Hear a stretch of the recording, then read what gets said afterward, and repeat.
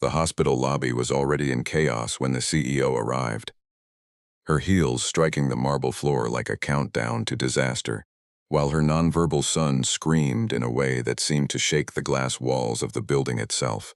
People turned, security tensed, nurses froze in place. Because this wasn't an ordinary child's breakdown. This was the son of one of the most powerful women in the country, a boy who never spoke a single word, yet whose silence had never been this loud before. And standing beside him, trembling and helpless, was a mother who controlled billion-dollar companies, but could not reach her own child in that moment. She had already promised $750,000 to anyone who could calm him, her voice breaking as she issued it like an emergency order, but nothing was working. And every passing second made the situation more dangerous, more desperate, more heartbreaking. If you believe in kindness, second chances, and the power of small human moments that change everything, take a moment to like, comment, share, and subscribe to the channel Beyond Kindness. Stories like this remind us that sometimes the world is saved, not by power, but by compassion. The boy, around 8 years old, clutched his ears tightly, his eyes wide with fear and overload, as if the entire world had become too loud for him to survive inside it. Doctors had long diagnosed him as nonverbal with severe sensory sensitivity, but no treatment, no therapy, no expert had ever truly unlocked what was locked inside him. The CEO had flown across countries, hired specialists from the best institutes, and spent millions trying to understand her son's silence. But in this moment, none of that mattered. All that existed was a child drowning in unseen noise, and a mother slowly realizing that money could not translate into peace. Outside the glass doors, the hospital janitor was doing his usual rounds, a man so ordinary that people rarely noticed him unless something spilled or broke. He had no fancy title, no degree hanging on a wall, and no reason to be part of this crisis. Yet something made him stop. It wasn't the screaming alone. He had seen suffering before. It was the rhythm inside it. The boy wasn't just crying randomly. There was a pattern, a repetition, a kind of invisible language buried under panic. The janitor had a nephew once who couldn't speak either, and that memory never fully left him. He slowly stepped closer, ignoring the security guards who were already preparing to remove him. Inside the storm of noise and fear, something shifted the moment the janitor knelt down at a respectful distance. He didn't rush, didn't touch, didn't demand attention. He simply observed, breathing slowly, letting his presence become as non-threatening as possible.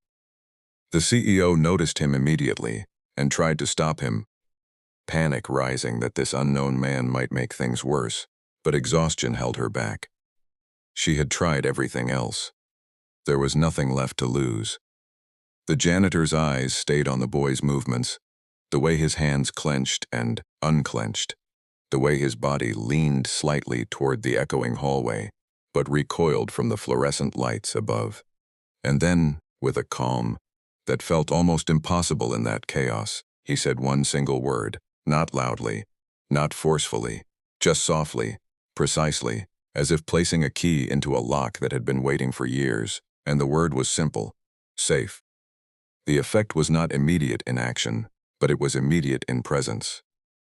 The boy paused, mid-scream. His hands loosened slightly, his breathing, still uneven, shifted by a fraction.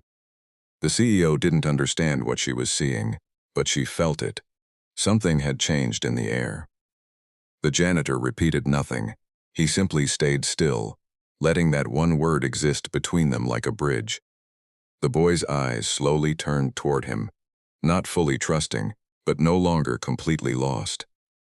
For the first time in what felt like forever, the screaming softened into silence that wasn't empty, but searching. The janitor didn't move closer. Instead, he gently placed his mop aside and sat on the floor, making himself smaller, less threatening, more human in a way that stripped away all hierarchy in the room. It wasn't about authority anymore. It was about understanding. The CEO felt something crack inside her chest. Not pain exactly, but realization. She had built systems, hospitals, companies, entire structures of control, yet none of them had ever done what this simple man was doing without even trying to impress anyone.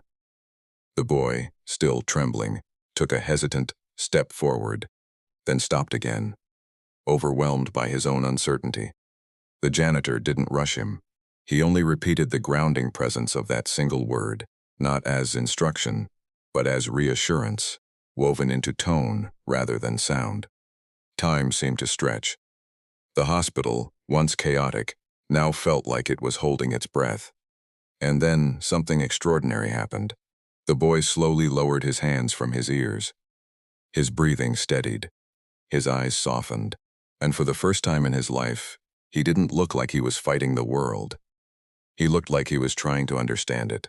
He took another small step forward, closer to the janitor, and then another, until finally, he stood just a few feet away.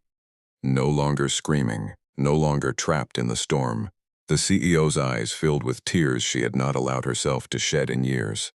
Not because her son had suddenly been fixed, but because someone had reached him without force, without medication, without money, just presence, patience, and a single word that met him where he lived inside his silence.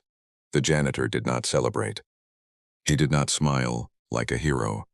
He simply remained still, allowing the moment to belong entirely to the child, because he understood something the world often forgets. Healing is not loud. It does not announce itself. It arrives quietly, like trust returning to a broken place. In the days that followed, specialists would study the incident. Reports would be written. The CEO would try to find the janitor again, only to discover that he had no intention of becoming famous, no desire to turn a moment of compassion into a career opportunity. But the impact remained. The boy began to respond more to calm environments. He began to associate safety with presence rather than fear. And sometimes, in the quietest moments, he would repeat a sound that resembled the same grounding word he had once heard from the man who never asked for anything in return. The CEO eventually learned something far more valuable than any business lesson or medical breakthrough. She learned that her son was not unreachable. He was simply waiting for the right kind of understanding. And that understanding had not come from the top floors of power, but from the quietest corner of a hospital corridor, where a janitor once knelt beside chaos and chose kindness instead of fear. Before this story ends, there is a special request.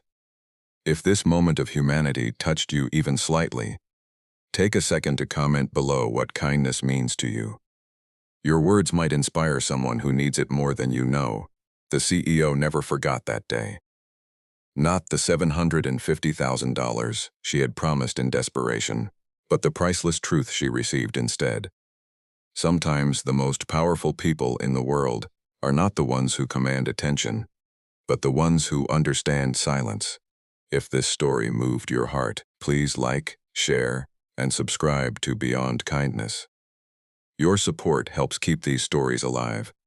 Stories that remind us that one word, one moment, and one human being can change everything.